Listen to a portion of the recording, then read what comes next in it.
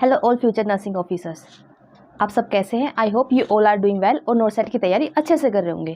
क्योंकि नोरसेट में ज़्यादा टाइम बचा नहीं है, इसलिए हमें अपने नर्सिंग सब्जेक्ट तो कंप्लीट करने ही है। दूसरी बात होती है हमें कि हमारे जो अदर देन नर्सिंग सब्जेक्ट होते हैं उन्हें हमें पढ़ना कैसे है। क्योंकि जो मैंने अपनी वीडियो यूट्यूब पे अपलोड की हुई है उस पर बहुत सारे कमेंट्स आ रहे हैं कि मैम हमें अदर देन जो नर्सिंग सब्जेक्ट है उनको कैसे पढ़ना है, उनको पढ़ना कहाँ से है। तो आज इस वीडियो में आपको मैं यही सब बताऊंगी कि इन जो हमारे जो अदर देन नर्सिंग सब्जेक्ट है उनको पढ़ना कैसे है। ठीक है, सबसे पहले आपको क्या करना है, क्योंकि हमारे पास अभी 2 महीने हैं आपका। देखो, जो मैं आपको बोलूँगी, जो नोरसेट का एग्ज़ाम है उसकी जो डेट है वो 11 सितंबर है, राइट।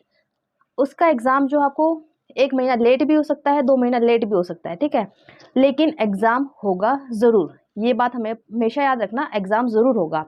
तो मैं आपको यही बोलूँगी, आप कंटिन्यूटी बना के रखना। अगर आप कंटिन्यूटी नहीं बना के रखेंगे तो क्या होगा, आपने जो पढ़ा है वो आप सब भूल जाएंगे। तो मैं आपको यही बोलूँगी, आपको कंटिन्यूटी बना के रखनी है।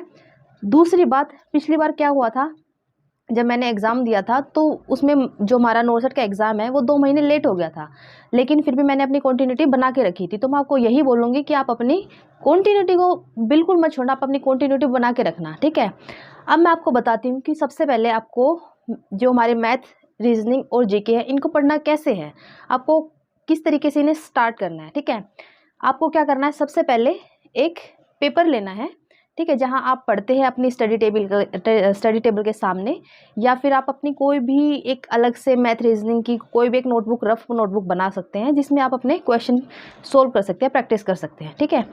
सबसे पहले क्या होगा, आपको फ्रंट पेज पे या कोई भी एक पेपर पे आप अपना जो भी नर्सिंग से जो अदर पोर्शन है आपको उसको लिखना है, ठीक है।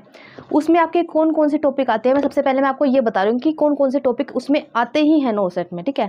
सबसे पहले आता है हमारा सिटिंग अरेंजमेंट। सिटिंग अरेंजमेंट में आपको क्या क्या देंगे, सिटिंग अरेंजमेंट में हमारी 3 कंडीशन होती है, या तो आपको वो सर्कल में देगा, या वो आपको एक रेक्टेंगल में देगा, या आपको स्क्वायर में देगा। तो ये 3 कंडीशन तो हमारी होती ही है, या तो स्क्वायर में देगा, या फिर सर्कल में देगा, या फिर रेक्टेंगल में देगा। आपको इसमें सिंगल लाइन भी दे सकता है या फिर 2 पैरेलल लाइन भी दे सकता है, ठीक है। अब आती है हमारी सिटिंग अरेंजमेंट, हमें पढ़ना कैसे है। देखिए, जो बहुत सारी जो कोचिंग है उनके जो बच्चे उनका एक्सेस जो बाय करके रखते हैं, तो वो मतलब जो भी जीके या रीजनिंग है, मैथ्स है, वो सब उन्हें एक्सेस के थ्रू वो चीज़ें प्रोवाइड कर सकते हैं। बट जो बच्चे कोचिंग नहीं लेते, या फिर उन्हें कोचिंग जहाँ से ले रहे हैं वहाँ से कंटेंट समझ नहीं आ रहा है, तो उन्हें क्या करना है, सबसे पहले क्या करना है, आपको सिटिंग अरेंजमेंट आप यूट्यूब पे डालना। बहुत सारे जो नर्सिंग से रिलेटेड चैनल हैं या फिर नर्सिंग से रिलेटेड चैनल नहीं है, उन सब ने अपनी ये जो वीडियोस हैं मैथ रीजनिंग वाली, उन्होंने सब डाल रखे हैं। सबसे पहले आप यूट्यूब पे डालना सिटिंग अरेंजमेंट के क्वेश्चंस, ठीक है। या फिर आप नोरसेट से रिलेटेड भी डाल सकते हैं कि सिटिंग अरेंजमेंट क्वेश्चन जो हमारे नोरसेट में आते हैं, ठीक है। आपने ये सब डाला, फिर आपको ये भी डालना है कि सर्कल है या फिर रेक्टेंगल में पूछा है या फिर स्क्वायर में पूछा है। तो आपको ये सब चीज़ें, तीनों चीज़ों से आपसे क्वेश्चन सीखना ही है। सिटिंग अरेंजमेंट ये जो क्वेश्चन है बहुत आता है। अब की बार जो नोरसेट था उसमें भी आया था। मैं आपको अपनी बताती हूँ, मुझे मैथ रीजनिंग बिल्कुल भी नहीं आती थी, ना मैंने कभी की थी, ना मैंने कभी सीखने की कोशिश की थी, क्योंकि मेरे दिमाग में हमेशा यही चीज़ रहती थी कि मुझसे तो मैथ रीजनिंग होगा ही नहीं, ठीक है। तो मैं आपको यही बोलूँगी, आप मैथ रीजनिंग ज़रूर पढ़ना, बहुत स्कोरिंग है, रैंक अच्छी बनती है मैथ रीजनिंग से। तो मैं आपको यही बोलूँगी, आप मैथ रीजनिंग अच्छे से सीखना, ठीक है।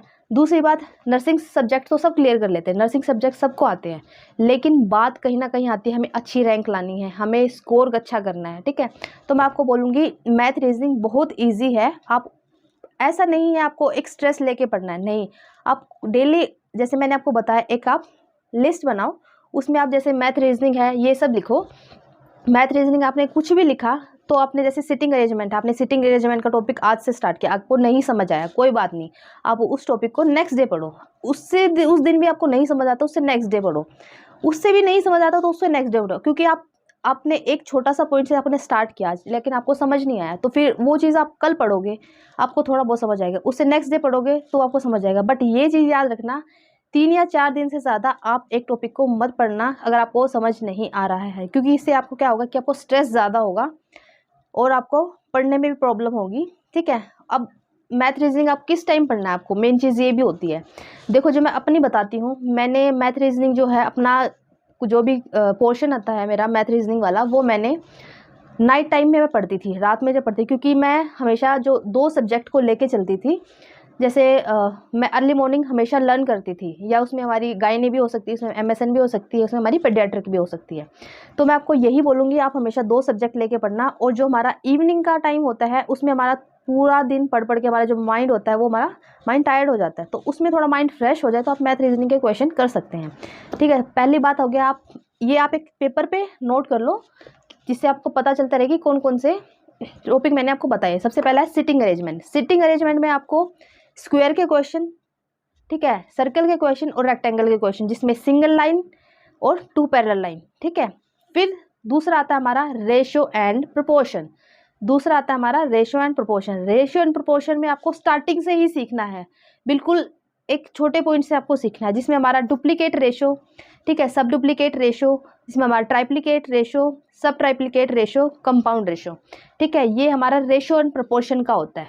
फिर जो आता है हमारा रैंकिंग सिस्टम या रैंकिंग टेस्ट। रैंकिंग सिस्टम में आपको सिंपल भी देगा, आपको इंटरचेंज करने के लिए भी बोलेगा, ठीक है, या फिर आपको ये भी बोलेगा कि आप कोई एक टॉप में है, एक बॉटम में है, ठीक है, फिर उसको इंटरचेंज करने के लिए बोलेगा, या फिर उसमें आपको टोटल नंबर बोलेगा। तो आपको ये सब टाइप आपको सीखने हैं। कौन सा? सिंपल सीखना है, इंटरचेंज सीखना है, टॉप एंड बॉटम वाला सीखना है, और टोटल नंबर वाला सीखना है, क्योंकि टोटल नंबर वाला एग्जाम में आता है, इंटरचेंज का भी एग्जाम में आता है, ठीक है। फिर आता है हमारा डाइस का क्वेश्चन। डाइस का क्वेश्चन में आपको कलर का देगा या फिर अपोजिट फेसेस का भी दे सकता है, तो आपको इसमें आपको कलर कोडिंग वाला भी सीखना है और अपोजिट फेस वाला भी सीखना है, ठीक है।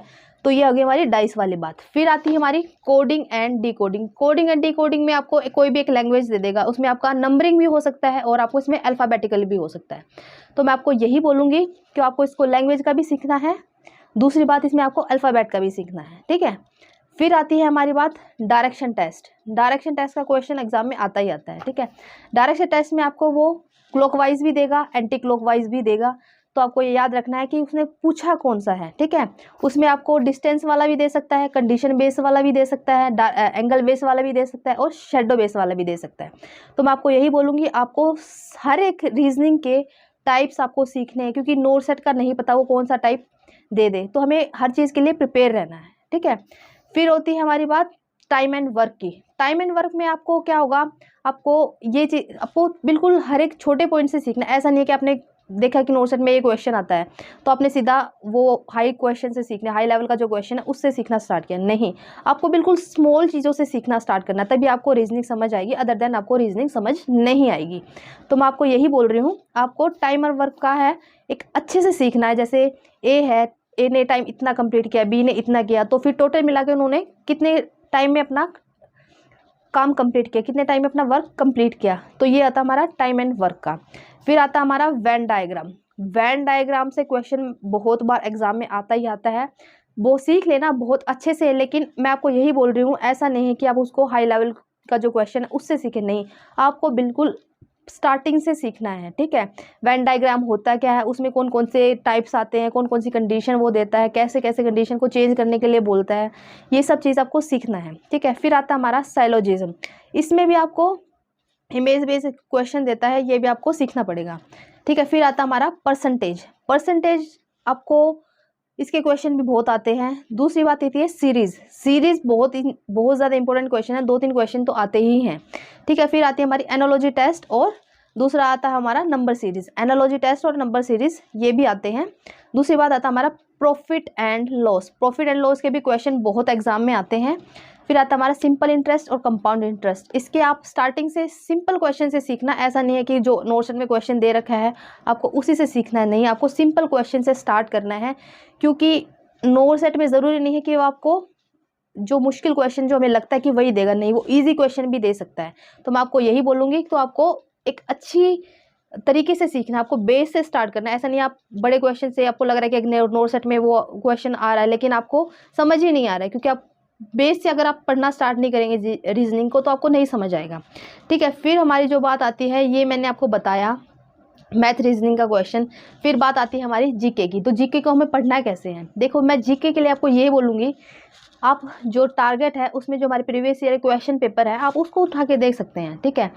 जीके का बेसिकली हम जो हमारी करंट नॉलेज होती है, जो करंट हमारी जीके होती है, वो सब चीज़ें जैसे राज्यसभा, लोकसभा हो गया, जैसे हमारा जो कोई भी एक जैसे 100 रुपीज़ का जो हमारा नोट होता है उसके पीछे कौन सा साइन होता है, ये सब एग्जाम में कई बार पूछा जाता है। तो जीके का एक तरह से आपको आप स्पेशली हम ये नहीं बोल सकते कि यही वो जीके में पूछते हैं। जीके में आपको आपकी नॉलेज के ऊपर डिपेंड करता है, आपके माइंड के ऊपर डिपेंड करता है, आप कितना कॉन्शियस रहते हैं, कितना आप चीज़ों को देखते हैं, ऑब्जर्वेशन आपकी कैसे है। जीके में सिर्फ वही पूछा जाता है, क्योंकि पहली बात होती है जो मेरे टाइम पे आया था, जो जीके में क्वेश्चन आया था प्योरीफायर के रिलेटेड कि प्योरीफायर कितने कितने टाइप्स के होते हैं, तो ये तो क्वेश्चन मेरे को आता भी नहीं था, ये किसी को भी नहीं आता। तो जीके के क्वेश्चन तो ऐसा है कि ज़रूरी नहीं है कि सबको आते, लेकिन एटलीस्ट आप अपना मैथ्स और रीजनिंग वाला सिलेबस तो अच्छे से करें, वो क्वेश्चन अच्छे से करें।